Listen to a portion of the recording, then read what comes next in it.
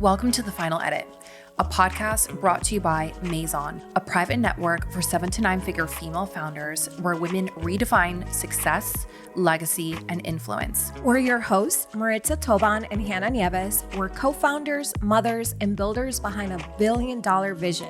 These conversations are with leading founders who are shaping the industry and the future as they build it. Welcome to The Final Edit. Welcome back to another episode of The Final Edit. I am so excited for today's episode because it's featuring one of our Maison members, Lyrik Fryer. Lyrik, welcome to the show. I am so excited that you're here. I cannot wait to get this conversation going. So welcome. I just want you to know that before we begin diving into all of the fabulousness that is your life and your career, we would love for you to give us your origin story and who is Lyrik before she was this millionaire woman that is standing before us today. Oh my gosh. Well, I'm so excited to be here. You guys are like one of my favorite people in the world. Likewise. So this is just such a treat. So I'm Lyrik. My origin story, it's crazy because I feel like I didn't have like a one big start throughout my entire life. Like childhood, I was always creating. I was always trying to figure out how to like create things, sell them. Like it was just like in my blood. I could see that for you. I just loved creating. Like anything I could get my hands on. I also grew up playing highly competitive soccer as well. So I had little time to do a lot of like creating, but I was always trying to do something. I actually convinced my parents to homeschool me my last 2 years of high school. I like was like crying to them. I'm like, don't send me back there. Not because I didn't have any friends or I was like antisocial. I just like wanted to spend my time so intentionally, even as a teenager. Wow. And so I had so much of my time being like spent playing soccer, which, you know, paid off because I had a full D1 scholarship in college. And so that got me to, you know, move to Miami, and that was amazing. But I just needed more time like to create and be who I was. And I'm just like so grateful that my parents trusted my intuition with that. And so I had a ton of time to be creating side hustles. I had a blog, you know, when that was all the rage. And I used that to, once I moved to Miami, to like get into different events and like network with people and just be of value even like at 18. And so, around what year was this? This was, oh gosh, I graduated high school in 2015. And so it must have been like 2015, 2016 when I moved to Miami and started doing all of this. I turned the blog into a product line because I wanted something else. I wanted like a new thing. And like, again, I just have had so many iterations of creating. And then towards the end of my college career, my mom approached me and she was like, hey, you have this really unique talent of creating content and a cohesive brand with visuals. And I have this network of people who would definitely pay for that. Do you want to start a business? Which then became Workplay Branding, scaled that up. Now we're, you know, diving into a lot of other brands, especially this year in 2025. And so it's just been like, again, like a journey of just figuring things out, creating, having fun doing it. I've never been like a timeline person. Like even when someone's like, well, what's your projections for this new company? I'm like, I don't know. I'm just having fun, you know? And so I like to create. I like to, you know, just flow with the energy of what I'm doing in all of my businesses. That's been like a common thread too in a lot of the Maison women. And I don't know if that's, you know, accidentally or it's just the Maison woman is built this way. But in the conversations that we've had on the podcast, it's a lot of, you know what, like I don't have the map. You know, I just have the feeling or the vision and I'm just doing what I love, you know, and it's like, I'm working in my purpose. So I love that has been, you know, like a commonality too, that I've been picking up with everyone's stories. Yep. And I also just love too the fact of you working with your mom, by the way. Like, first off, I mean, I have a million questions, but it's so unique. And I'm sure there's probably like nuances to that. And there's like a duality to working with your mom. So I'm just Hi, curious. Tracy. We love Yes, you. we love you. Like talk to us a little bit about like, what is that? I mean, obviously you shared a little bit about like how that started for you guys, but what is the dynamic? Because you guys are on like what number business at this point? Oh God, I don't know. Like It's like 4 or 5. 4 or 5. Yeah, It's like 4 literally, or 5. it's like, yeah. I think it's 4. Yeah. Okay. So the dynamic, this is like the number one asked question that we get. It's like, what is it like to work with your daughter? What is it like to work with your mom? And I always tell people it's so nice because we have this foundation where it's not going to crack because of a business issue or a decision or a mistake. And so when you have that really strong foundation, you're able to be so transparent.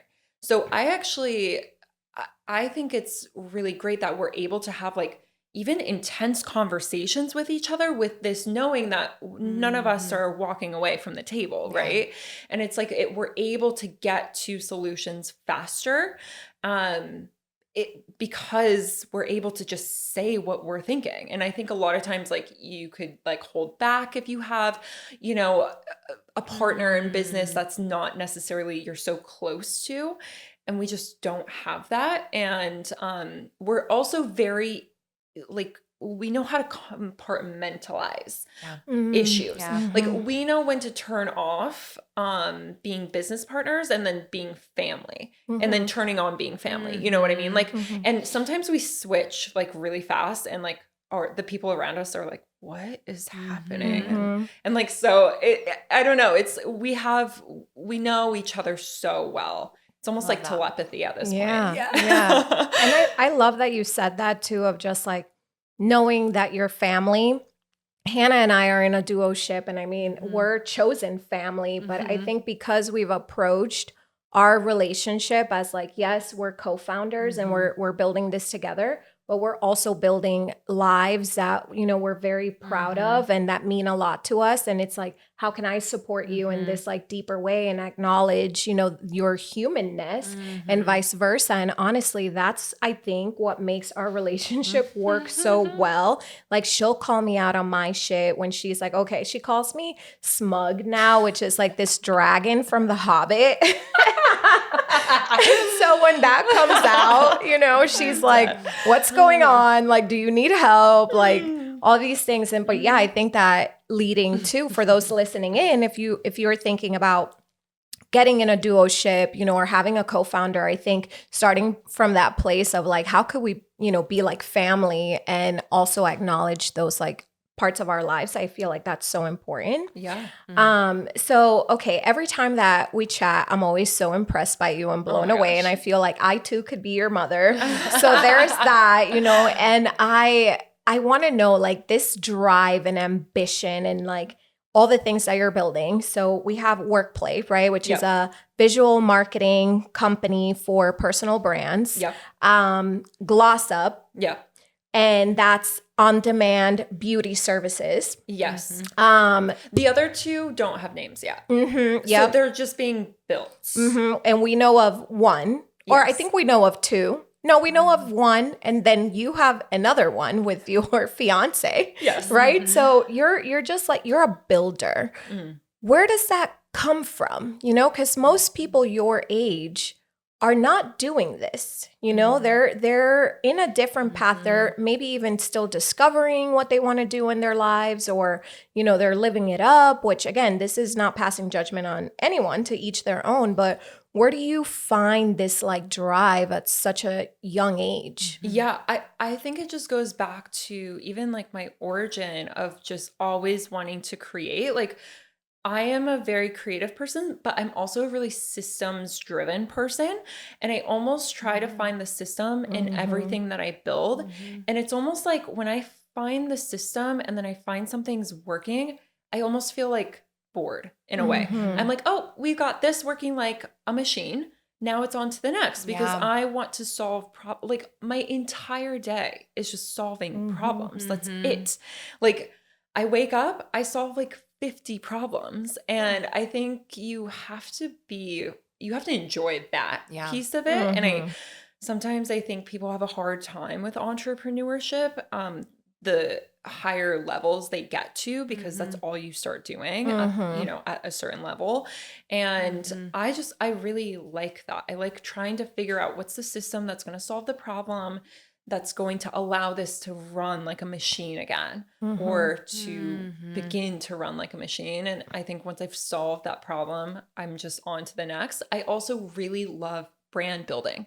Like, I have a million ideas for different brands in my head at all times. It's just about like, when do those get to come into fruition? And I just love that idea that you can build a world within a brand. And so that's also like probably my creative side coming through of like, okay, I want to build this world, but then my system side is like, I want to, fix this, or I want to make this work like a machine. Yeah, I love the way that you describe that too, because as we transition into we're building tech companies now, and we were trying to figure out like, how do we articulate what we do?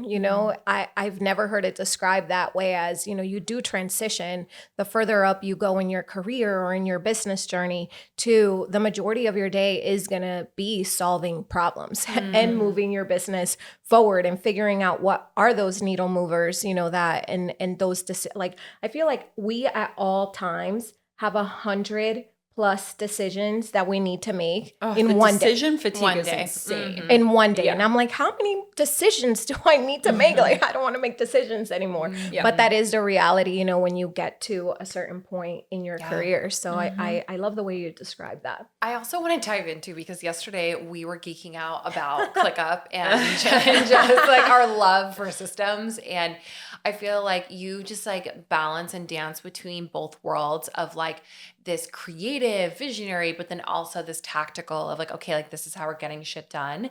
So, you're not starting from scratch with GlossUp. Like, you are leveraging the systems that you've done with Workplay. So I'm just curious, like, what has worked well for you to be able to even do that? Because I think a lot of people are thinking, wow, like, how can I actually leverage this one business as far as infrastructure and be able to go and start other businesses at the same time? Yeah, I don't think a lot of people have systems, like good systems in their businesses. Like, I have seen a lot of businesses, I'm like, ooh, there's not, I mean, like, well-oiled systems that can run without you. You would be correct in that. We've seen behind the scenes of like hundreds of businesses at this point, and it is true. Yes, systems are lacking. It's 100% true, and I think it just comes down to this like idea that I don't think people have seen a well-working system before, so they don't know the power of one, so then they don't know how to build one. Yes. I always tell people when it comes to systems, like, if you like think about how many people you want going through this system,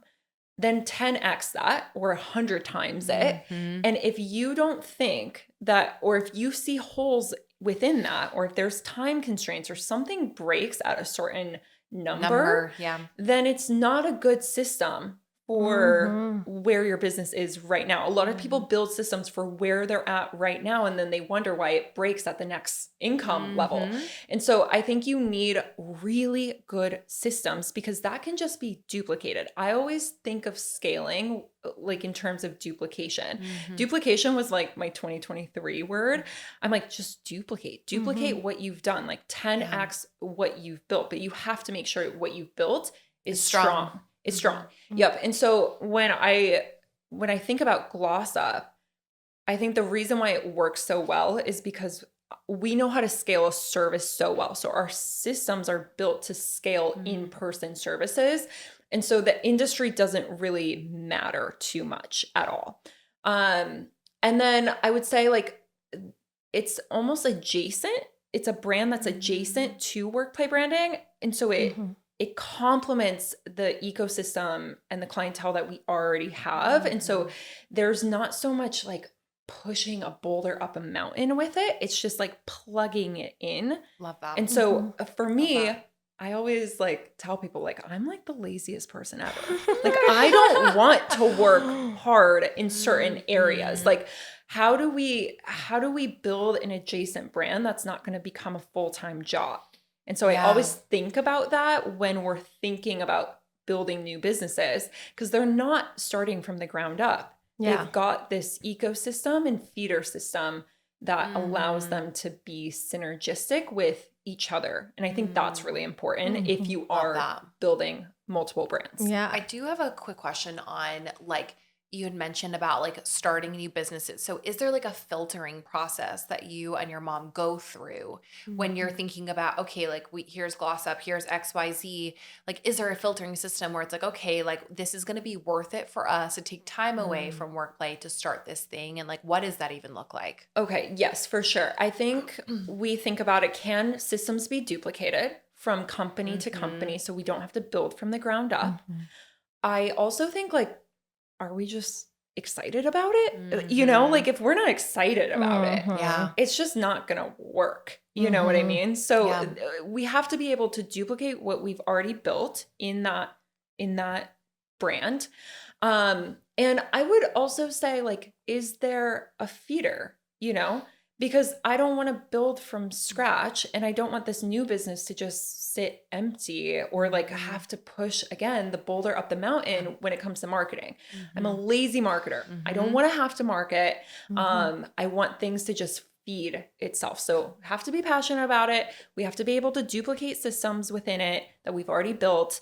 And it has to be able to feed other businesses in the ecosystem. I love what you said about just, are we excited about it? Yeah. I think it's so overlooked, you know, when we're thinking about starting next things, especially like if you have jumped around, you know, from in different coaching spaces, you know, the advice is typically like, okay, well, if you're delivering services, and your next best thing must be a course, it must be a membership, you know, it has to be a group coaching program of some sort. And I think we should all get to that place of asking ourselves, does that actually excite me? Am I lit up by that? Like, is that what's going to bring me joy? Because we are the ones that have to have the discipline, not even the motivation, but the discipline to show up every day and lead that, you know, initiative forward. So I love that the two of you are diving into that. I want to get some tea from you. Okay. That I think, you know, just going back to Workplace specifically, because you work with a lot of powerhouse founders with their visual brand presence specifically, right? Like what that looks like in visual form. So I would love to know, what are you identifying, you know, in some of like these women as they're stepping into their new identities, and and have you noticed anything that maybe they're hiding from that this process is helping them find?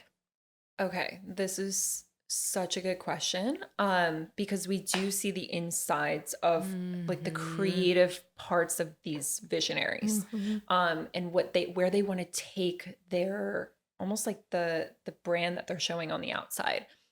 I would say all of them, what they all have in common is that they're so, like, there is no fear in what they're creating. So they are constantly looking for, what is the thing that no one else is doing in their visuals?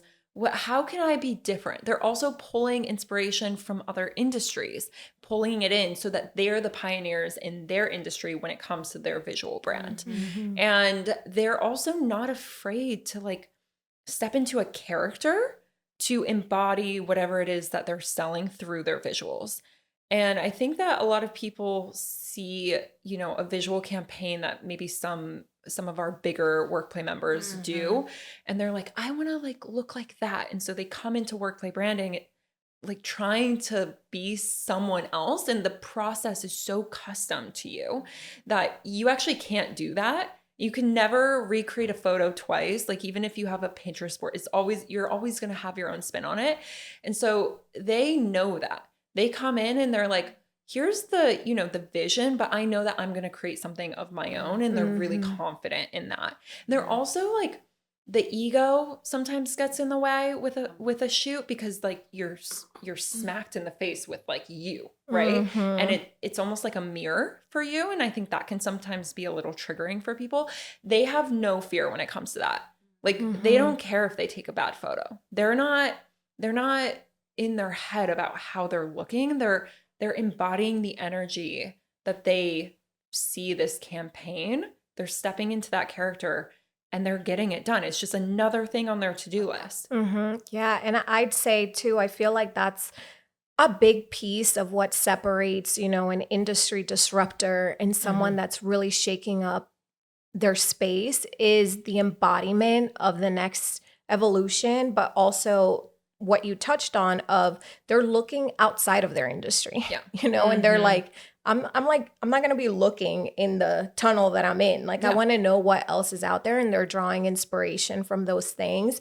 I can't tell you the amount of times back in my fractional CMO era, I was behind the scenes of some big brands, big brands, and they wanted to disrupt, they wanted to innovate, but there does come a point where you get so like obsessed with your own industry that you almost like you hire experts, but you don't want to listen to the experts. It's like you're hiring them to argue with them. And then that's when you start seeing things breaking down. And I cannot tell you the number of people that have come back and been like, oh, I should have launched that thing, that you said. Like, because they would ask me, oh, do you know so-and-so? Because they're doing this and this. And I'd never know who they were talking about, because I'm like, as your CMO, I'm not like, I'm looking outside of this space, right? So I think that that's something too for those listening in. When you're drawing like inspiration from anywhere and you're like, how do I get to this next level? I'm ready for something else. Look outside of your own bubble, like get out there. It's also like a muscle, right? Like you have to do it consistently to start to see your groove. You have to, we do it 4 times a year, and our biggest members also do it 4 times a year. And people underestimate how much of a skill that is to show up in front of the camera. So if your first one, you're going to feel nervous. It's not going to be exactly what you were envisioning, because you have to find your own groove. Like our biggest Workplay members that have done huge campaigns, like they've been doing it for like 4 or 5 years. Yeah. Like that's a lot of time in front of the camera every single year. Yeah, that's the era that I think we're stepping into now, where we also understand more in this space that we're in, the value of like also having campaign shoots, where it's not just like, oh, we need updated headshots or an updated brand photo. It's like, no, we're releasing something or we're in this phase. It's like seasons, know?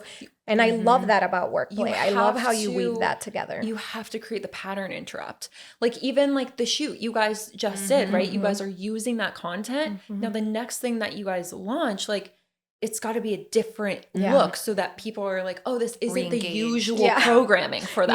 Yeah. We're already ready for another shoot because I'm a brunette now. So. That's what I was just going to say. I'm like, you changed your hair color. Like you look, we got to get another one. Yeah, those photos didn't go a long way. I'm actually just curious to piggyback off of that as well, because I think for us, and like more, I guess like me specifically coming from like the branding side, I'm always, and she knows this, I'm like so particular on like the way that the brand is positioned down to the way that we're showing like all these like finite details. So I'm just curious, like for those that are like listening in that maybe have these brands that have been around for a few years, and whether it's like an entity brand or your personal brand, like how, or like what do you even recommend when you do these like quarterly shoots of like, how can you reinfuse this like new energy into it without you totally like derailing the architecture of the brand? Yeah. Okay. So it's so important, like you were saying, to have that almost like foundation, the architecture of like, this is who we are, this is our aesthetic, but then you can create different storylines within that same aesthetic that can like feed into each other. So that's how you can kind of stay on brand. I also think it's just helpful to have a creative director, which is why like at Workplay Branding, we have creative directors on the team that you work with so that you can kind of be pushed outside of your comfort zone a little. And the way that we have trained them is like, where is the Workplay member right now, right? And like the goal after the call is to just like a step outside of the comfort zone, just a little bit. Like we're not trying to go like crazy here, but just a step outside because your audience is going to feel that. But then it's not too far off from what you have done. So it's just that like push yourself just a little bit more. And I don't know, like the vision looks different for everyone, but that's what I would say universally is like, how are you stepping like a little bit more outside of the comfort zone, pushing the boundary visually? So a little bit more, with each time that you do it. So let's go back to Gloss Up because I'm really interested That's in my this. new favorite child. I'm just so interested in this new venture because, and I hope, if for you listening in, everything that we've touched on in terms of the brands and things that you've done, they're an industry disruptor. You went into like the traditional model of how you book a photographer for a brand shoot and you changed that landscape entirely, like literally turned it into a subscription service, like unheard of, right? And so now you're stepping into the beauty space, but it's not just about beauty. It's like the confidence that it's helping clients create. It's the accessibility. It's the presence. What is the vision for the brand? Like, what is next? What are you hoping that this is going to shake up in this industry? Well, it started from who's the ideal client, and I wanted a little bit of a challenge, okay? I want the girlies who hate makeup to be getting their makeup done all the time. You know what I mean? And so it's like, how do we tap into that archetype of a person? And that in itself is going to create disruptive messages throughout the brand itself. And then I always think in terms of system, functionality, things like that. It's like, well, that person doesn't know what to ask for, like they're not on like beauty talk, like getting all of this information on how to put on concealer. Like they don't know what they're doing. And so it's like, because we understand the ideal client so well, we're able to make disruptive decisions around them that maybe others in the industry aren't making. So for example, we have 5 signature styles, takes out the decision fatigue completely when it comes to getting your makeup done. We also have 60-minute sessions. So a lot of times when you get your makeup done, so many of our artists told us this, but they actually slow down their makeup process when they're doing your makeup to make you think they're doing more than what they actually need to be doing. And I was like, wait, what? This whole, I feel like everyone wants convenience, but they also want things fast. I'm like, no, how fast can you do this? Yeah, like I want to be in and out. Yeah, we need to be in and out. But, these are things that the industry in general doesn't adhere to. And so that's another disruptive factor. Okay, and then we come to wherever you are. So you don't have to think about going somewhere. You can just amazing. Have your glosser, as we like to call them. Just cute. Come. I know, it's really fun. Just come to your hotel, come to your studio if you're on a set, like wherever you need them. And so it's like convenience, how fast can it be? Decision fatigue, let's take it off the table. I feel like you've taken almost like the dry bar concept, because it reminds me too of like when you go to dry bar, you get to like pick your hairstyle. It's already like predetermined, all these things. And it makes it easy. There's no decision fatigue of you having to go search up looks, and all this other stuff.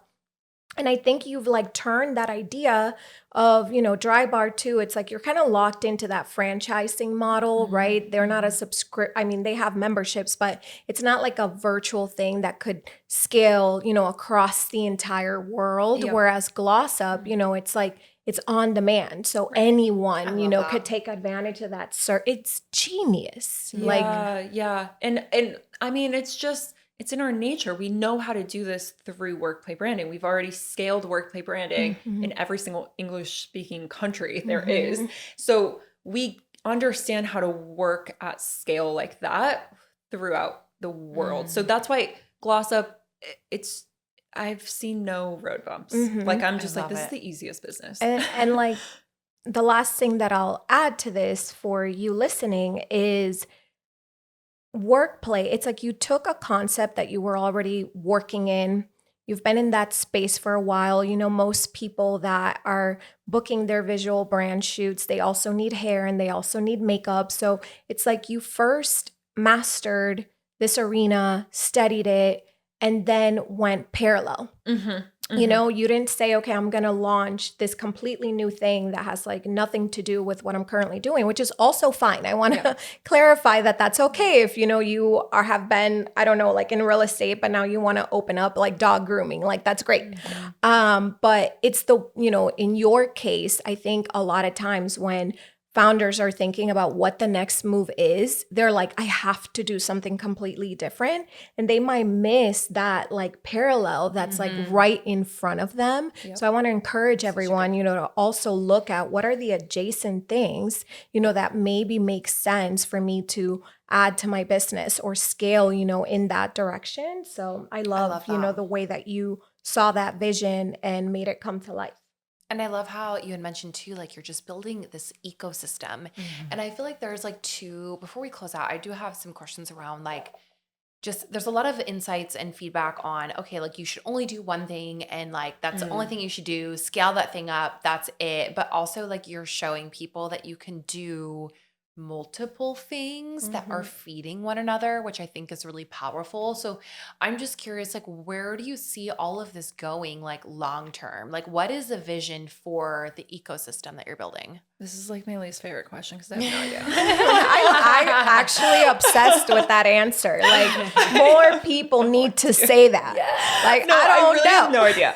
I have no idea. I know that we have, you know, we have ideas for each of them and where we want to take them. And sometimes I don't like knowing where it's going so that it allows like it to be an open-ended sort of thing where it's like, we don't need to pigeonhole ourselves into a certain path. I think sometimes if you plan too much, it's like, I have to get here. And if I don't get here or you know what, actually, sometimes I think when we make a really like big plan, it's like if you don't hit the things, then you feel like this sense of failure. I hate feeling like I failed. That's why I like make 10x goals. So I'm like, look, there's no way we're going to get this, but we're going to shoot and try. But it's not a failure because that was never actually going to happen. Like, that's how I like to think.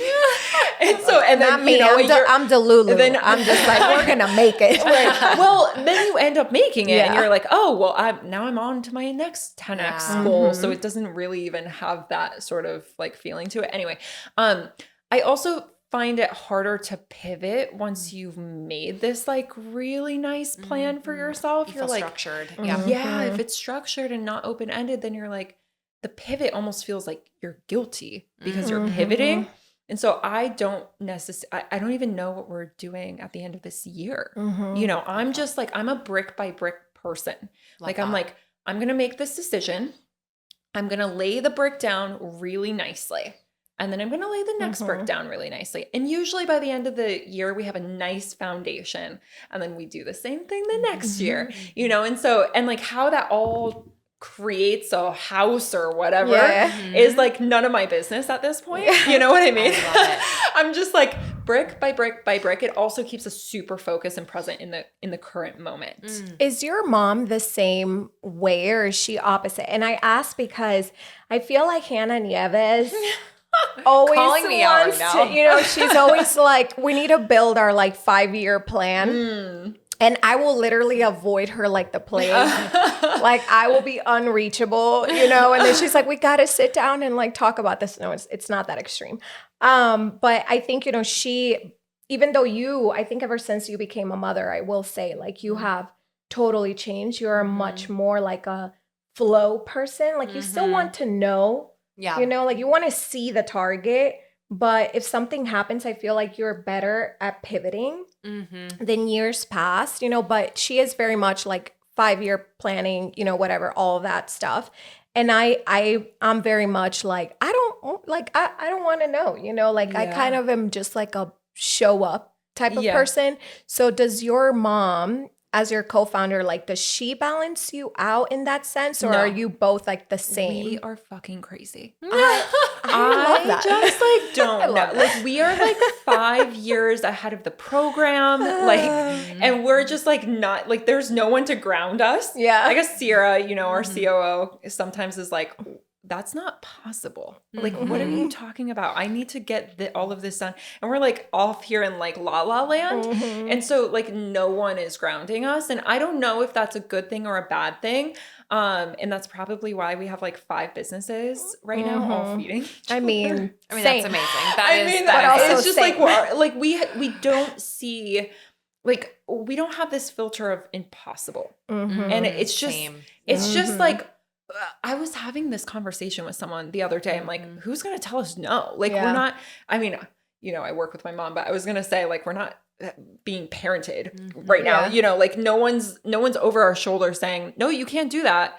And then when you think about it like that, you're just like, okay, well then who is telling me no? Literally no one except for you. Yeah. So it's like, just shoot the thing. The stars. Like, who cares? Who actually cares? And then if it doesn't work, who cares? Yeah. Like, who be resourceful. Yeah, like who's gonna tell you like that it's not gonna work, right? Who's gonna? I don't know. It's just a silly concept to me to like care about like the outcome of something when it's like you have no control over that. Yeah. Like, and I think surrounding yourself too with people that support the vision, you know, because I think we mostly do planning just so we could share something with our CFO, you know, and he kind of knows what we have going on. But we are constantly shocking him. Like he's like, oh, you guys are doing what now? Oh, okay. You know, cause we get together and we're like dreaming so big sometimes. But you would think, you know, he'd say like, oh, well, we need to like have some structure and balance and, you know, whatever. But instead he's like, I'm going to find the way to support the vision. And I think that that's critical. So to those listening, you know, make sure that whatever it is that you're doing, whether you are a planner, not a planner, you know, however it is that you structure your life, like have the right support too, that just supports the vision. Yeah. No one wants to hear like we can't do that. No one can tell me like nothing. It's like, no, it's how can we do that? Like here's a possible option. Here's another option. It's like there is no, we can't. We might need to make the timeline longer. We might need to get more resources in the door, build more systems, but like there is not a no, we can't. We might just have trade-offs, but there is no. That's why I'm like, no one's telling you no. Right. Except for you. Yeah. I had a manager back in my corporate days, and he would tell our marketing team, he'd say, because we'd just show up with a bunch of problems, you know, like, oh, we can't. And he would always, in the most calm way, hi, Drew, by the way, he would always say, how do we get to yes? And that would totally shift the perspective of the team, you know, because then we stopped kind of moving in a way that was like, okay, here's all the problems to like, let me find the solution. Yeah. So when you ask a different question, you create a different action in regards to that question. Or when you ask a different question, it creates a different answer, which causes a different action. And like, if you want to get super deep, I mean, that's manifestation, right? Right there. It's like what I think like the quality of your questions are so important. Like, what are you asking yourself? How are you pushing the limits with your questions? I think your habits too, you know, not to like out you or anything like that, but I think too, you are very like disciplined and you have like the right habits that you try to integrate into your life. Not disciplined at all. I feel like you are. I don't know. From the outside looking in, I definitely think you are. Yeah, I think from the outside. I feel like I'm running around with my head cut off.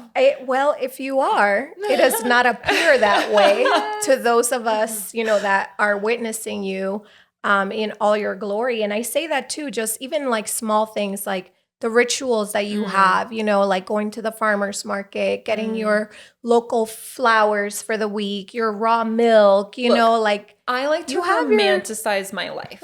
And I don't know if that's my creative visual side. And so if I can't romanticize like the small moments that I have to do every single day, then it's not going to work for me. And so maybe that's what you're seeing of like, okay, she like does this every morning but it's really because I'm like, I want to create a life where every little small I moment love that. is so beautiful and feels so good.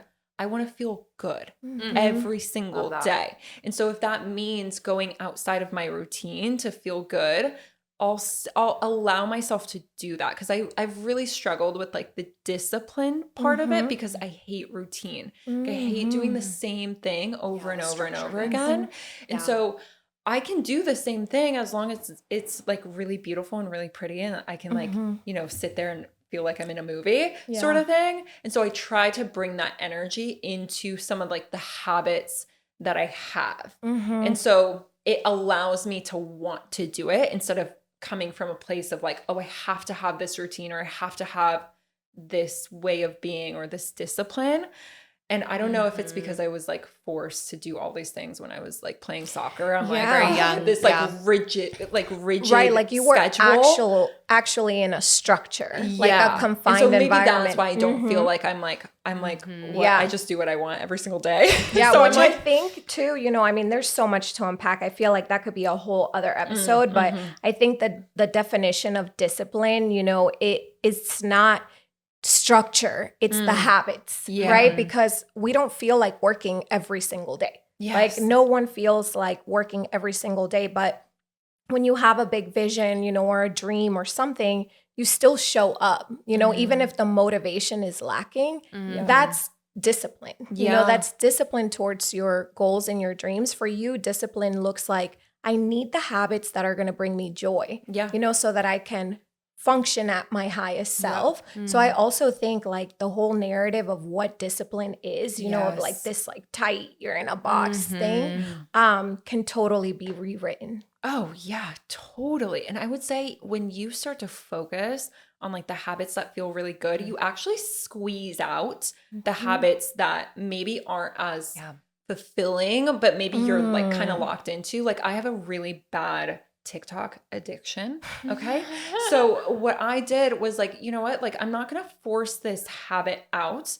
I'm just going to pack in my day with so many things that are not that, that it kind of squeezes it out naturally. So I gave myself like 30 minutes in the morning when I wake up. I love to rot in bed.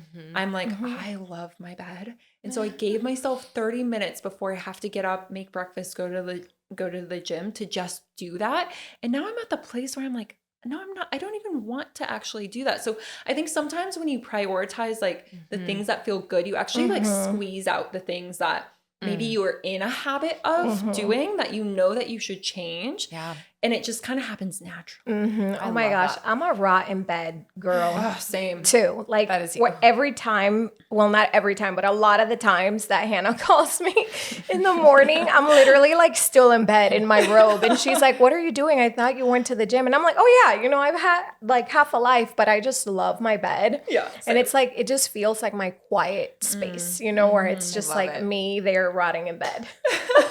This is so good. I feel like we need to do like a part 2 on just like habits and like discipline in general, because like this is the stuff. Like this is like, these are like the reps like over and over and over. So, okay. So as we close this out, we have our signature question. So I'm excited to ask you. So the founder's path is a constant evolution. So what is something that you are holding on to right now that reminds you that like you are on the right path, you're going the right way? Is there anything that comes to mind? Like externally, internally, something that shows up. That's like just how like, do almost you like know that little wink. You're in alignment? Oh, energy. When I have so much energy, in human design, I'm a generator. And so the more that I understand that piece of me, like the more I can kind of feel when I'm in alignment, because it was kind of hard for me at first to figure that out. When I am super energized, when I'm like, oh my God, I have to sit at my desk for 12 hours today just to get this done. It doesn't even feel like 12 hours. I haven't even I don't even know where the time is going. That's when I know that this is correct. When I start to feel this like, oh, I really don't want to do that, then I'm like, ooh, we're not, but we have to be careful, because sometimes I get like, I don't want to do that because I have to delegate something out. And so like, if I'm really energized by the vision and I'm actually being pulled, not like forced, right? I'm being pulled by something. That's how I know this is in alignment, right? Like even like coming here to Tampa, like it was a 2.5 hour drive for me, but it didn't feel like that was work. Like if as soon as it starts to feel like work, I'm like, okay, my priorities or my energy is shifting, and that's okay. But it shouldn't feel like you have to do something. It should feel like you want to do it. Love that. And I love that. But be careful, because these things evolve and they change. So like allow them to evolve and change. Like this is just my where I'm at in my life, in my season of life. And I think that's why you can't look externally for like some of these answers, because someone might be in a different season and they might be like, no, you got to rest and you cannot be working 12 hours a day. And I'm just like over here like, no, that's how I know when I'm alive at this season. Right. And it's like, that's how I know I'm in alignment. So you can't look to other people to figure that out for you. Oh my gosh. They're in different seasons. I feel that. I feel that so deeply. I had a friend actually say to me, how are you going to get through so many episodes, right? Because we're in Tampa recording and we're doing a series of interviews right now, back to back essentially. And I was like, it doesn't feel like that. You know, I was like, I feel like I'm going to go meet up with a bunch of women that I absolutely adore and admire. And I'm like, energized to have the conversations. Could I go like run a marathon after the day or go host an event? No, but at least like sitting here, you know, having conversations that if we would have been meeting up, you know, for an event, we would have been having anyway, sitting next to each other. I've been so energized by the day. So I love that little takeaway that you just gave us all. So Lyrik, thank you so much for being on the podcast. Thank you for being a Maison and everything that you give to this community. Where can we find you? How can people connect with you? Well, thank you guys so much. I'm obsessed with you guys. Okay, I'm obsessed. Likewise. Oh, it's like amazing. So you guys can find me at my personal Lyrik, Lyrik.Fryer, Fryer, or you could find Workplay Branding at Workplay Branding on Instagram, and then Glossup, join Glossup on Instagram, follow us. Maybe we can give them like a discount code for Glossup. That would be fun. Yeah, check the notes and we'll have something juicy. Thank you, Lyrik. Yeah, let's do Maison 20. Let's do it. Our first discount code live and in living color. Let's do it. That's amazing. Thank you so much. Thank you for being here. And thank you for listening.